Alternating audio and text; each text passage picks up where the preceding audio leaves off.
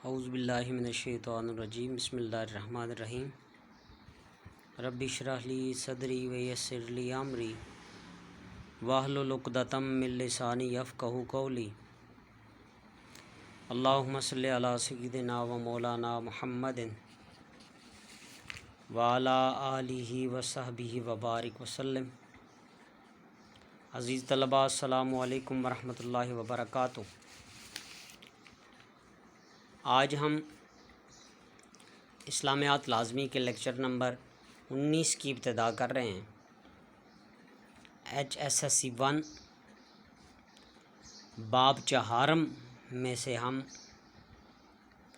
منتخب قرآن مجید کی آیات مبارکہ، ان کا ترجمہ اور اس کے بعد اس کی تشریح، اور پھر منتخب احادیث مبارکہ، ان کا ترجمہ ہم پڑھیں گے۔ جیسے کہ میں نے عزیز طلبہ آپ کو پہلے بھی بتایا ہے بورڈ کے پیٹرن کے مطابق کہ آپ کے پیپر کا جو کوشچن ہوگا اس میں منتخب قرآن مجید کی آیات ہوں گی، 2 آیات ہوں گی، جس میں سے ایک آیت مبارکہ کا آپ کو ترجمہ کرنا ہوگا، اور آیت مبارکہ کا ترجمہ اور اس کے بعد پھر اس کی آپ کو تشریح کرنی ہوگی۔ تشریح دلائل کے ساتھ ہوگی، قرآن مجید کی آیات، حدیث مبارکہ اور دیگر سارے تابعین، تبع تابعین اور صحابہ اور دیگر، اس کے اندر آپ واقعات وغیرہ بھی ایڈ کر سکتے ہیں، لیکن وہ بعد میں، سب سے پہلے قرآن مجید کی آیات اور پھر اس کے بعد احادیث مبارکہ، اس کے بعد پھر منتخب احادیث مبارکہ ہوں گی، اس کا صرف ہمیں ترجمہ کرنا ہوگا۔ جو آیت مبارکہ والا کوشچن ہوگا وہ 1 نمبر کا ترجمہ ہے، اور اس کے بعد 3 نمبر کی اس کی تشریح ہے، اور جو حدیث مبارکہ ہیں وہ 2 نمبر کا کیا ہوگا، صرف ترجمہ کرنا ہوگا۔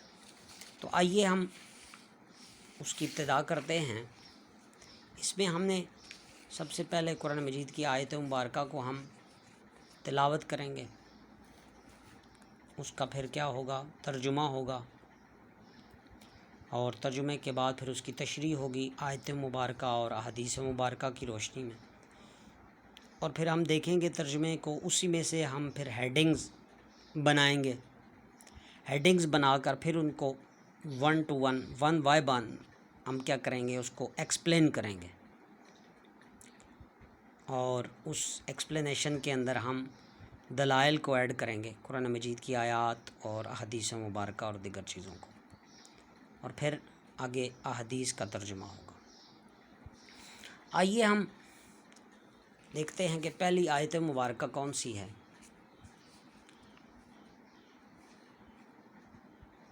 آیت نمبر 1 ہے منتخب آیات، یہ باب چہارم میں نے آپ کو بتایا، 4تھے باب کے اندر منتخب آیات کا ترجمہ اور اس کی تشریح۔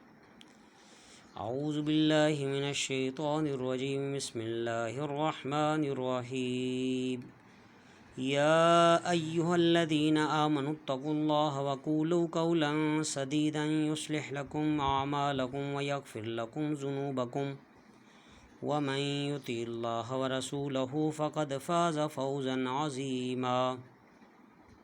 صدق اللہ العظیم۔ عزیز طلبہ، اب ترجمے 2 قسم کے ہیں، ایک ہوتا ہے لفظی ترجمہ اور ایک ہوتا ہے باماورہ ترجمہ۔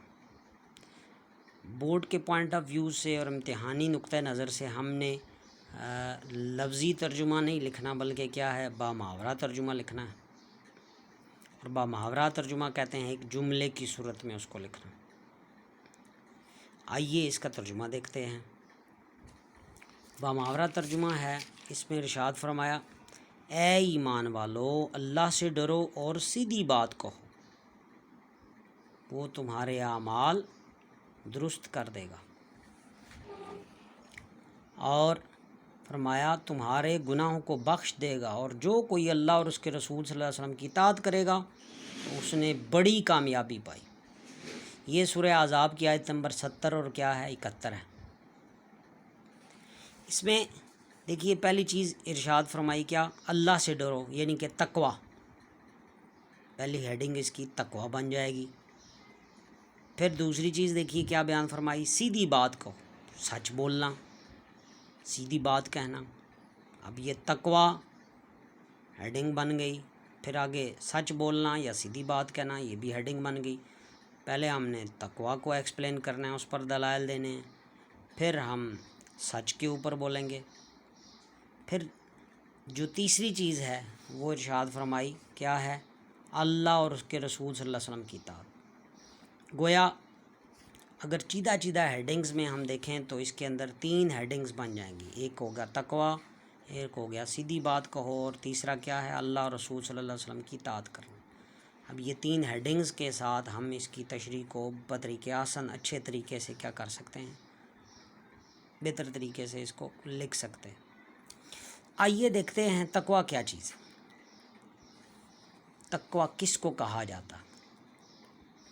تقوی کے معنی ہیں اللہ کی رضا کے لیے نیکی کی طرف رغبت رکھنا اور برائی سے بچنا، یعنی کہ تقوی جو ہے وہ ڈرنے کے معنی میں ہے، خوف، رب کی رضا، رب کے خوف اور اس کا ڈر اپنے دل کے اندر رکھنا تقوی کہلاتا ہے۔ لا مالا جب انسان کے دل کے اندر تقوی آتا ہے تو انسان برائی سے بچتا ہے اور نیکی کی طرف کیا کرتا ہے، رغبت کرتا ہے۔ کیا ارشاد فرمایا قرآن مجید فرقان حمید کے اندر، یا ایھا الذین آمنوا اتقوا اللہ حق تقاتہ، سورہ آل عمران آیت نمبر 102 ہے۔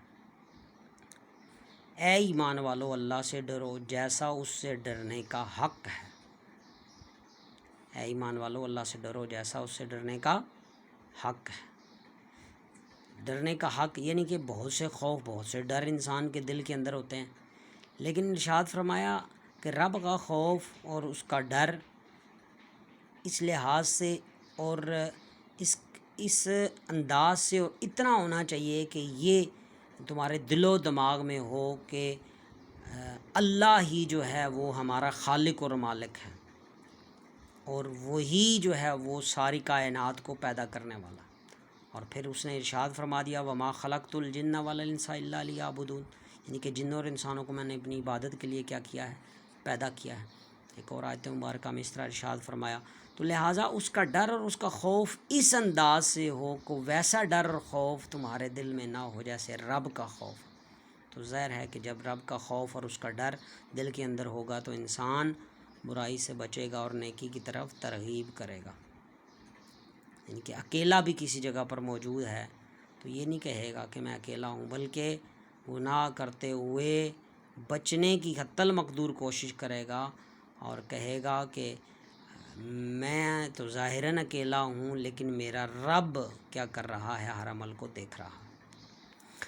اب ایک حدیث پاک مجھے یاد آئی، آقا علیہ السلام کی بارگاہ میں صحابہ کرام تشریف فرما ہیں، مفہوم ہے حدیث پاک کا، کو صحابہ نے عرض کیا رسول اللہ تقوی کہاں ہے، تقوی کہاں ہے؟ حضور علیہ الصلوۃ والسلام نے اپنا دست مبارک انگلی سے دل کی طرف ارشاد فرمایا، اشارہ کر کے ارشاد فرمایا میرے صحابہ تقوی ہاؤنا، تقوی ہاؤنا، تقوی ہاؤنا، 3 دفعہ ارشاد فرمایا میرے صحابہ تقوی یہاں ہے، تقوی یہاں ہے، تقوی یہاں ہے، دل کی طرف اشارہ کر کے ارشاد فرمایا، واضح طور پر فرما دیا کہ تقوی کا تعلق کس کے ساتھ ہے، دل کے ساتھ،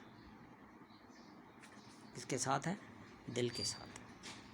اور پھر حضور علیہ السلام کا ارشاد گرامی فرمایا میں تمہیں تقوی کی تلقین کرتا ہوں کیونکہ یہ ہر چیز کی کیا ہے، ابتدا۔ تو لہٰذا عزیز طلبہ، آقا علیہ السلام کی حیات مبارکہ، صحابہ کرام، تابعین، تبع تابعین، ائمہ محدثین، مفسرین اور پھر اولیاء و صالحین کو دیکھیے تو انہوں نے تقوی کو اپنایا اور اسی کی امت مسلمہ کو کیا دی، ترغیب دی۔ دوسری جو چیز ہے وہ کیا ہے، سیدھی بات کہنا۔ کیا کہنا، سیدھی بات کہنا، سچ بولنا۔ اب یہ 3 چیزیں اس کے اندر آ جاتی ہیں۔ سب سے پہلے کیا ہو گیا، سچ بولنا، دوسرا آئے گا جھوٹ سے بچنا، اور تیسری چیز ہے زبانی گفتگو سے اجتناب کرنا۔ زبانی گفتگو اکثر و بیشتر دیکھیے نا، جب دوست احباب آپس میں اکٹھے ہوتے ہیں تو ایسی لغو گفتگو ہو رہی ہوتی ہے تو ہم ایک دوسرے سے کہہ کے یہ بات ٹالنے کی کوشش کرتے ہیں، او نہیں بھائی نہیں، تم نے تو اس بات کو جو نا وہ غلط طرف لے گئے، میں تو ایسا سوچ بھی نہیں رہا تھا۔ مقصد یہ ہے کہ بات کر بھی دینا اور اپنے آپ کو ادھر سے بچانے کی بھی کوشش کرنا۔ زوبانہ گفتگو جس سے غلط معنی لکھتے ہوں، ایسے الفاظ کا چناؤ بھی نہیں ہونا چاہیے ہماری لائف کے اندر۔ بات سمجھ رہے ہوں گے آپ کہ میں کیا کہنا چاہ رہا ہوں۔ لہٰذا 3 چیزیں آ گئیں، ایک سیدھی بات کرنا، سچ بات کہنا، اور دوسرا جھوٹ سے بچنا، اور تیسرا زوبانی گفتگو سے بچنا۔ پھر ترجمہ ایک جگہ پر ارشاد فرمایا، سب سے اچھی بات اس شخص کی ہے جو اللہ کے دین کی طرف بلائے اور نیک عمل کرے اور کہے کہ میں کیا ہوں، مسلمان ہوں۔ پھر معاشرتی حوالے سے جھوٹ جو ہے نا وہ برائیوں کی جڑ ہے، اس لیے آقا علیہ السلام نے ارشاد فرمایا، جھوٹی بات کہنے سے منع فرمایا، اور ارشاد ربانی بھی ہے، وَاجْتَنِبُوا قَوْلَ الزُّورِ، اور تم جھوٹی بات کہنے سے بچو۔ اللہ اور رسول صلی اللہ علیہ وسلم کی اطاعت۔ پھر تیسری یہ چیز آ گئی، اس کے اندر دیکھیے 2 چیزیں بیان فرما دی، اطیعوا اللہ و اطیعوا الرسول، سورہ المائدہ 92 ہے۔ اللہ کی اطاعت کرو، رسول صلی اللہ علیہ وسلم کی اطاعت کرو۔ پھر ارشاد فرمایا، من یطع الرسول فقد اطاع اللہ، جس نے رسول صلی اللہ علیہ وسلم کی اطاعت کی اس نے اللہ کی اطاعت کی۔ تو یہ 3 چیزیں ہیں اس آیت مبارکہ کی تشریح کے اندر۔ تو عزیز طلبہ، آج کے لیے صرف اتنا ہی کہ آپ نے اس آیت مبارکہ کے ترجمے کو اور اس کی تشریح کو اچھے طریقے سے کیا کرنا ہے، تیار کرنا ہے، بہتر انداز میں تیار کرنا ہے، اور مزید اس کے اندر دلائل شامل کر کے تو اس کو تیار کرنا ہے انشاءاللہ۔ کوئی وجہ نہیں ہے کہ جب آپ اس کو بہتر انداز میں یاد کریں گے اور یاد کر کے لکھیں گے پیپرز کے اندر، کو آپ کے اچھے سے اچھے مارکس انشاءاللہ آئیں گے۔ تو مجھے امید ہے کہ آپ اس کو بہتر انداز میں تیار کریں گے۔ السلام علیکم ورحمۃ اللہ وبرکاتہ۔